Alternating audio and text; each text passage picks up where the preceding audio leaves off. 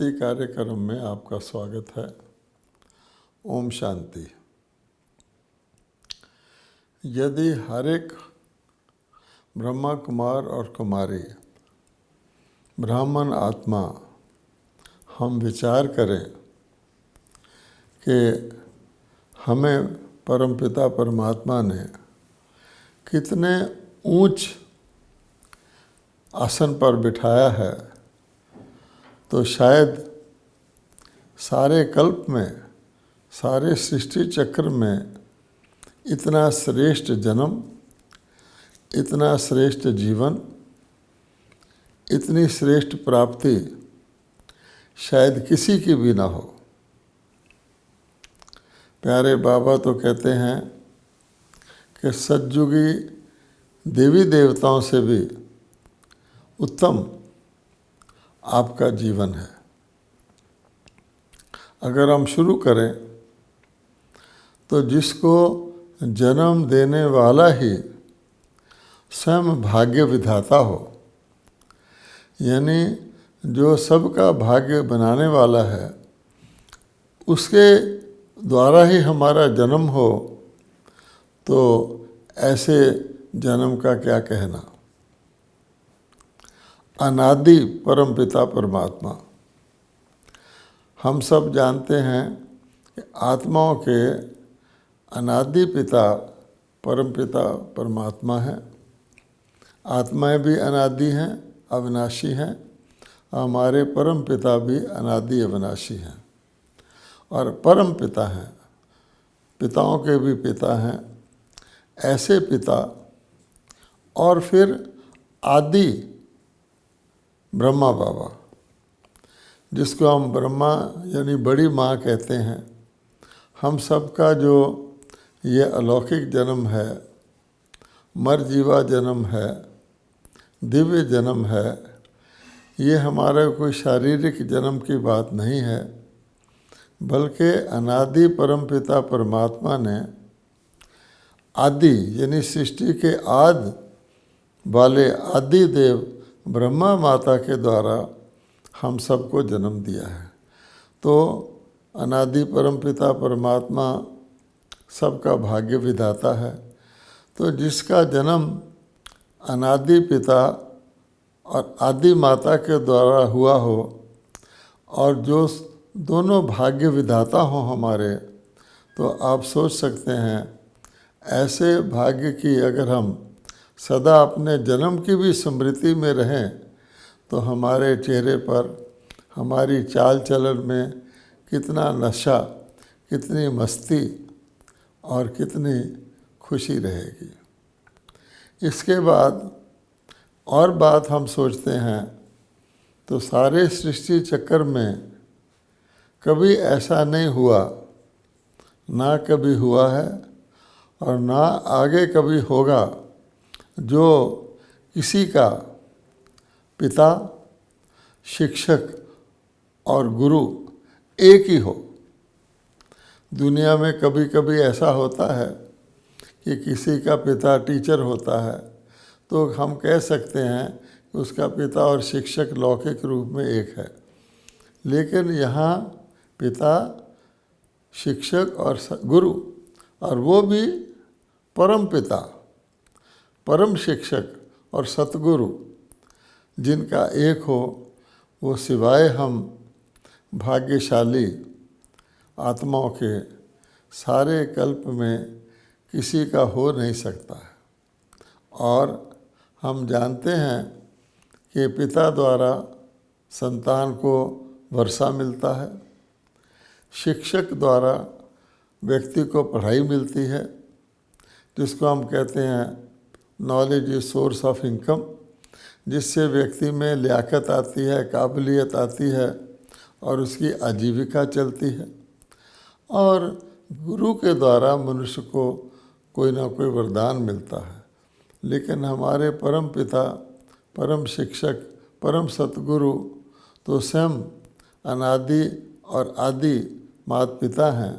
तो हमें जो वर्षा भी मिलता है परमात्मा के द्वारा, परम पिता के द्वारा, पिता के रूप में, तो अनादि वर्षा मिलता है। अविनाशी वर्षा मिलता है, अर्थात शरीर के पिता के द्वारा अपनी संतान को एक जन्म के लिए जो भी वर्षा मिलता है, थोड़ा या ज़्यादा, राजा के राजकुमार को जो उत्तराधिकारी होता है, हेयर अपरेंट होता है, उसको राजगद्दी मिल जाती है, जिसको इस दुनिया के अंदर बड़े से बड़ा वर्षा कहा जाता है। फिर भी एक जन्म के लिए मिलता है, और जन्म का भी कोई आयु का भरोसा नहीं होता कि वर्षा पाने वाले की आयु कितनी होती है, लेकिन एक जन्म के लिए होता है, क्योंकि पिता भी शारीरिक है, पिता पुत्र का संबंध भी शारीरिक है, और जो वर्षा मिलता है वो भी सांसारिक लौकिक राजगद्दी का वर्षा मिलता है। और इसी प्रकार से जो पढ़ाई मिलती है इस दुनिया के अंदर, हम जाके स्कूल कॉलेज में पढ़ते हैं, तो वो पढ़ाई भी जो मिलती है इस एक जन्म के लिए ही मिलती है, और उसकी जो पढ़ाई के द्वारा जो हमें प्राप्ति होती है, सोर्स ऑफ इनकम जिसको कहते हैं, वो भी एक जन्म ही चलती है।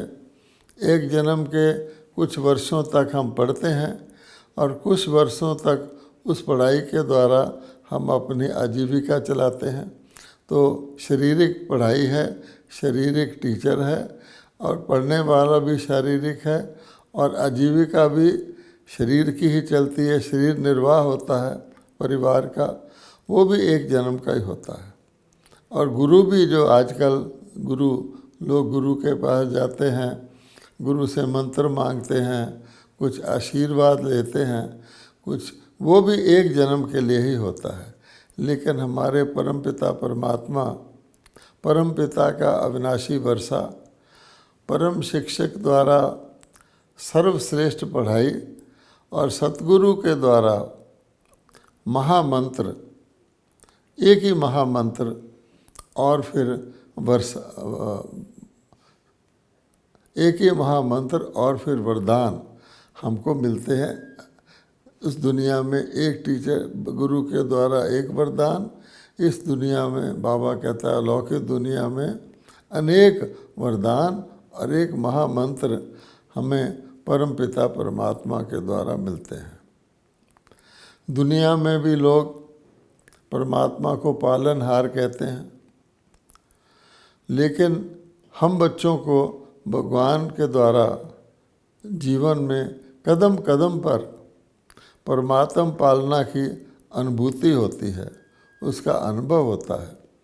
बाबा का कोई भी बच्चा, चाहे वो भारत में हो, चाहे किसी और देश में हो, चाहे वो किसी भी आयु का हो, किसी भी संसारिक तौर पे कुल का हो, किसी भी कार्य में रत हो, हर बच्चा बाबा का अपने ईश्वरी पालना का अनुभव करता है।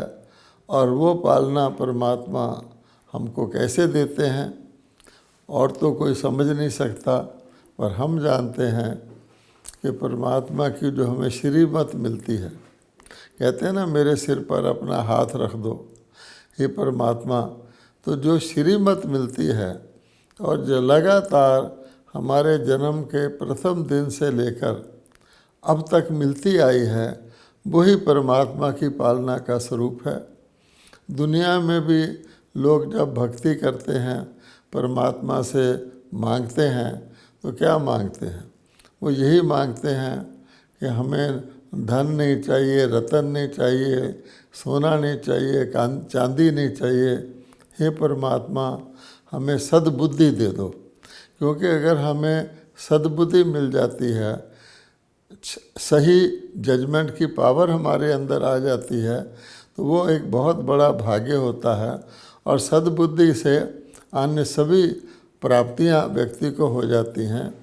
और अगर बुद्धि में कुछ मिलावट है, बुद्धि में कुछ गड़बड़ है, निर्णय शक्ति ठीक नहीं है, तो अच्छे भली की बनी बनाई किस्मत भी बिगड़ जाती है। तो भगवान कहते हैं मैं तो तुमको श्रीमत देता हूँ, सर्वश्रेष्ठ ईश्वरीय मत देता हूँ, मैं ज्ञान का सागर हूँ। और जो मैंने श्रीमत दी थी उसका स्मारक भी जो भगवत गीता अर्थात मेरे द्वारा उच्चारे हुए महावाक्यों के रूप में, स्मारक के रूप में चली आती है, उसका नाम भी श्रीमद् भगवत गीता है। हम जानते हैं विश्व के अंदर अनेक प्रकार के मत होते हैं। हम पर मत होती है, शास्त्र मत होती है, गुरु मत होती है, मन मत होती है, लेकिन सबसे ज़्यादा श्रेष्ठ मत जो ऐसी मत जो व्यक्ति को श्रेष्ठ देवता बना दे, नर को नारायण बना दे, नारी को श्री लक्ष्मी जैसा बना दे, वो श्रीमत ही है। अर्थात श्री परमात्मा के द्वारा मनुष्य आत्माओं को दी गई श्रेष्ठ मत। और बाबा भगवान कहते हैं वो किसी पुस्तक में नहीं लिखी होती। मैं किसी को कोई पुस्तक पढ़ के नहीं सुनाता हूँ, मैं तो ज्ञान का सागर हूँ, त्रिकालदर्शी हूँ, कल्याणकारी हूँ। तो मेरी मत भी सर्व का कल्याण करने वाली है। तो मैं गुरुओं का गुरु हूँ, मेरा कोई गुरु नहीं है। मैं शिक्षकों का शिक्षक हूँ, मेरा कोई शिक्षक नहीं है।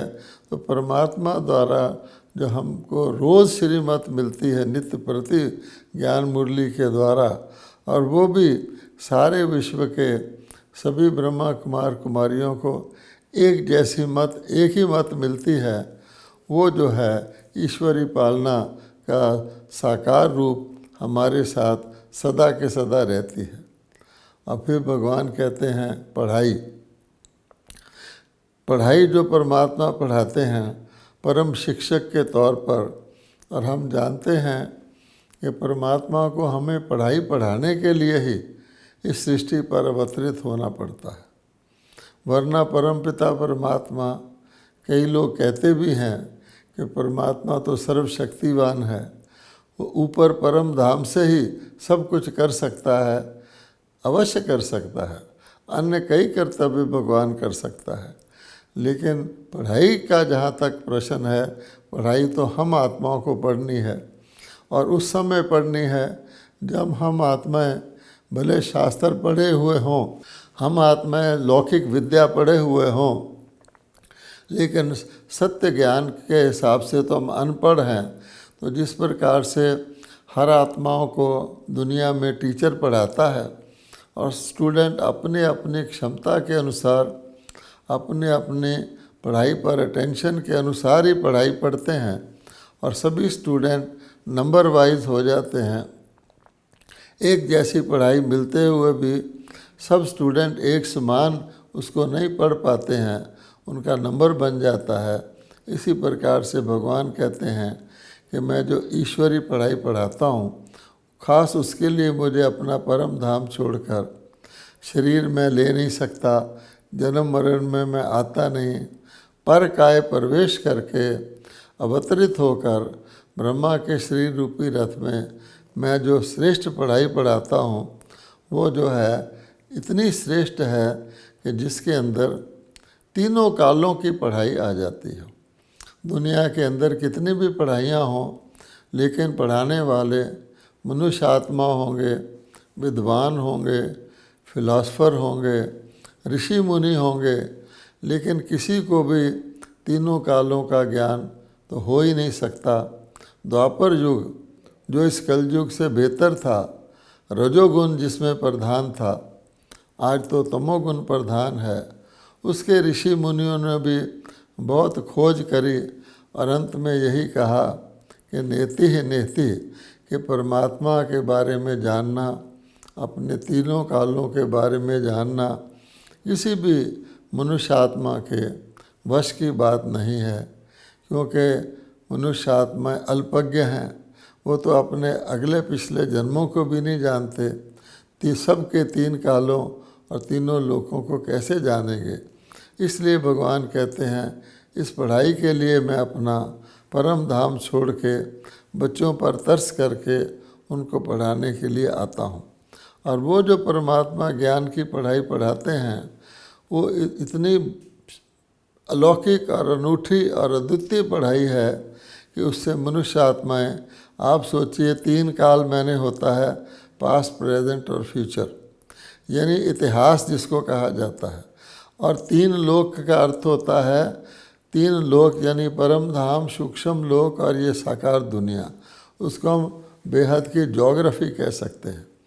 तो सारी दुनिया में बेहद की हिस्ट्री और बेहद की ज्योग्राफी पढ़ाने वाली मनुष्यों द्वारा रची हुई तो कोई यूनिवर्सिटी हो नहीं सकती। तो ईश्वरीय विश्वविद्यालय ही है जिसमें परमात्मा स्वयं आके पढ़ाते हैं और कहते हैं ये पढ़ाई मैं पढ़ाता किनको हूँ। दुनिया के अंदर भी पढ़ाई के लिए बहुत सारे आजकल कायदे कानून हैं कि व्यक्ति ने कई क्लासेस में उसको पढ़ना पड़ता है, प्रथम कक्षा से लेकर प्राइमरी, फिर हाई स्कूल, फिर हायर सेकेंडरी स्कूल, फिर कॉलेज, फिर उसके बाद पोस्ट ग्रेजुएशन, पीएचडी इत्यादि इत्यादि कितने सब्जेक्ट की पढ़ाइयाँ पढ़ाते हैं।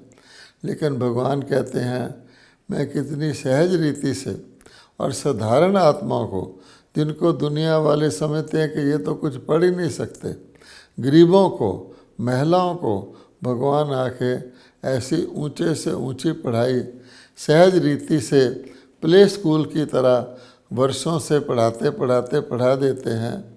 और उस पढ़ाई से इतनी ऊंचे से ऊंची प्राप्ति होती है, इतनी ऊंचे से ऊंचे पद की प्राप्ति होती है कि जो इस दुनिया की कोई भी पढ़ाई वो प्राप्ति करवा नहीं सकती है।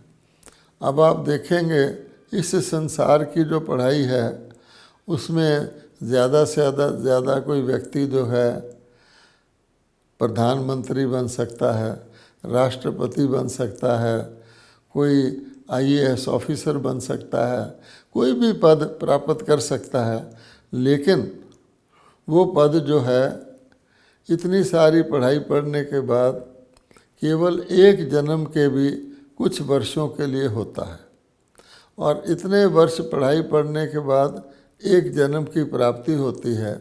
और भगवान कहते हैं वो पद भी की भी गारंटी नहीं होती। आजकल आप देखते हैं कितने स्टूडेंट बड़ी बड़ी पढ़ाइयाँ पढ़ के निकलते हैं। तो यूनिवर्सिटीज़ का काम है पढ़ाई पढ़ा देना, आपको डिग्री दे देना।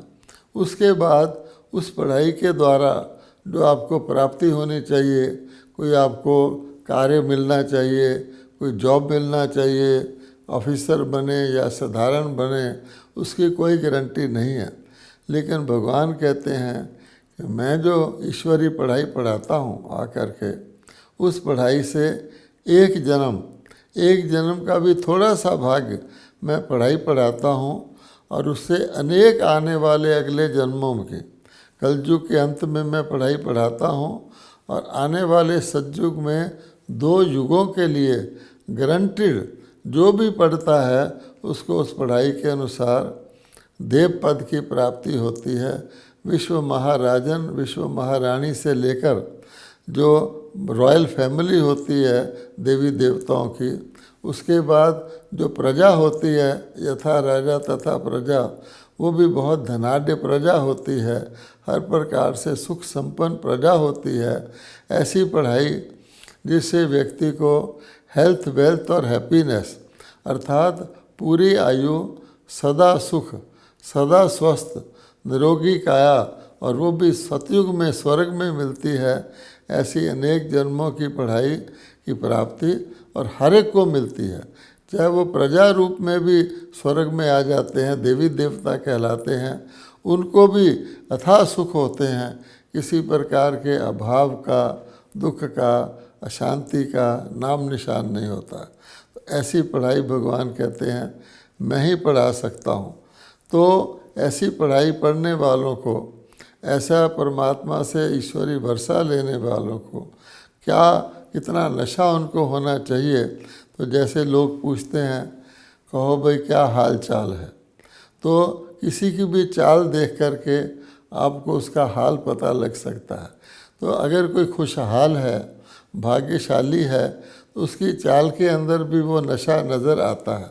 तो भाग्यवान की चाल कुछ और तरह की होती है और कम भाग्य वाले की चाल कुछ और तरह की होती है। उसको चाल को देखकर ही व्यक्ति को पता लग जाता है कि इस व्यक्ति का भाग्य कैसा है। तो भगवान कहते हैं कि आपकी जो भाग्य बाबा ने हमको बताया है, जिसको हम रिवाइज कर रहे हैं, सिमरन में ला रहे हैं, ऐसे भाग्यशालियों की चाल कैसी होनी चाहिए, क्या वो स्मृति आपको रहती है? वास्तव में चाल से हाल दिखाई देता है।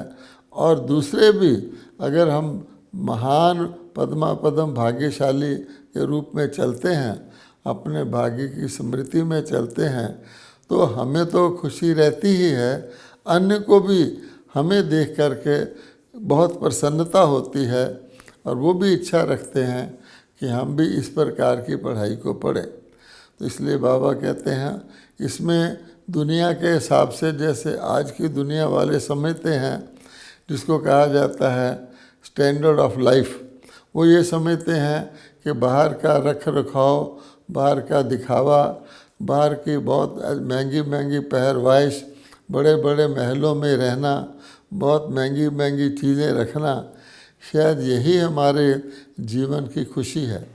लेकिन दुनिया में भी कहा जाता है, एक होता है स्टैंडर्ड ऑफ लाइफ और एक होता है स्टैंडर्ड ऑफ लिविंग, यानी हमारे जीवन की क्वालिटी क्या है, उसके ऊपर हमारी महानता डिपेंड करती है। तो भगवान कहते हैं, जो महान व्यक्ति होता है उसका साधारण कर्म में भी महानता झलकती है। जैसे एक नाटक का एक्टर होता है, उसके हर एक्ट में उसकी अदा होती है। एक्टर चाय का कप भी उठाता है तो किसी स्टाइल से उठाता है, वो तो संसारिक स्टाइल है। लेकिन महान व्यक्ति, मान लो एक मिनिस्टर एक झाड़ू उठा करके झाड़ू लगाता है, या कोई बड़ा व्यक्ति दुनिया के हिसाब से मंदिर में आके झाड़ू लगाता है या सफाई करता है, तो उसकी महानता गिनी जाती है कि आप बड़े महान हैं, साधारण काम कर रहे हैं।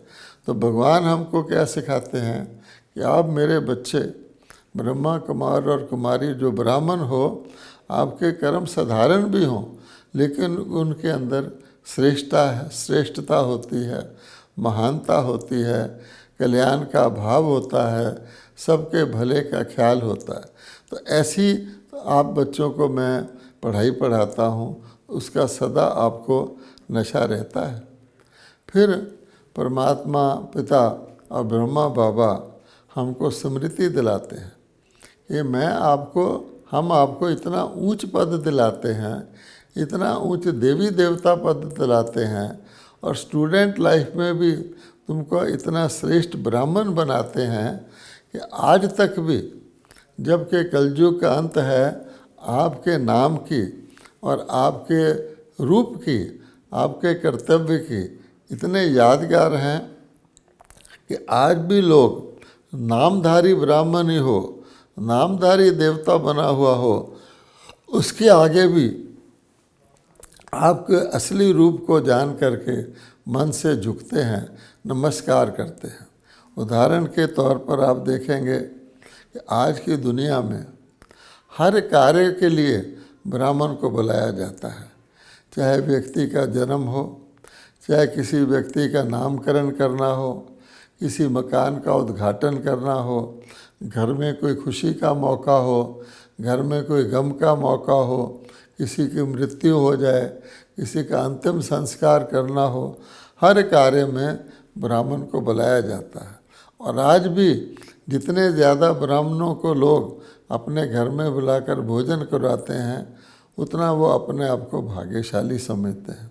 इसी प्रकार से जो आपका प्राप्ति का देवी देवता रूप है, उसका भी बाबा कहते हैं, मंदिर में तो जाओ, मंदिर में तो मूर्तियाँ, आपकी मूर्तियों से भी भक्तों को शांति की प्राप्ति होती है, संतोष की प्राप्ति होती है, इच्छा पूर्ति होती है।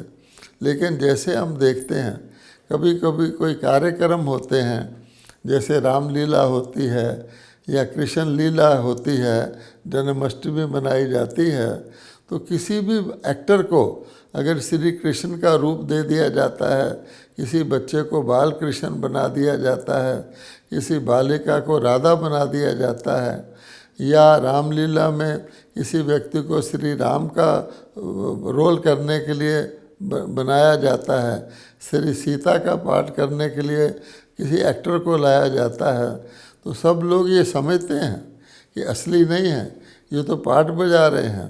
फिर भी अगर किसी रामलीला को प्रधानमंत्री उद्घाटन करता है, वो भी राम सीता के आगे जाके, पता है कि एक्टर राम सीता बने हुए हैं, तो भी उनको नमस्कार करता है। कोई कृष्ण लीला के में जा कर के जन्माष्टमी के दिनों में किसी बच्चे को झूले में बिठा करके झूला झुला रहे होते हैं कृष्ण बना के, तो लोग उस झूले को झुलाने में भी अपना भाग्य समझते हैं। तो भगवान कहता है आपकी महानता इतनी श्रेष्ठ है, जिसको याद करके स्मृति में लाने से आपको इतनी खुशी स्वयं को हो जाएगी, और आपको खुश देख करके अन्य भी खुश हो जाएंगे।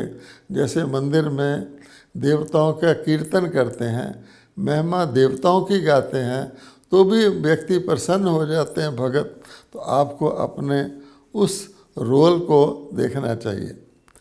हर पढ़ाई से कुछ ना कुछ कमाई होती है, तो भगवान कहते हैं आपकी कमाई तो कदम में पदम कहा गया है, कि जितने भी आप कदम रखेंगे, श्रेष्ठ कदम ईश्वरीय मार्ग पर दूसरों को ईश्वरीय ज्ञान देंगे, आपकी पद्मा पदम की पढ़ाई हो जाती है।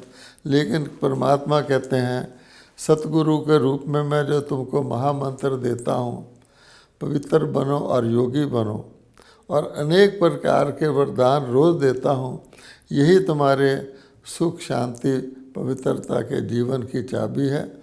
केवल इन सभी चीज़ों को मन में मर्ज नहीं रखना है, इमर्ज रूप में रखना है, अपने जीवन में अनुभव करना है, तो दूसरों को भी अनुभव कराना है, जिससे कि जो तुम्हारे को भगवान कहता है मैंने अविनाशी खजाने दिए हैं, उन खजानों को प्रयोग में लाओगे, दूसरों को बांटेंगे, तो वह खजाने बढ़ेंगे।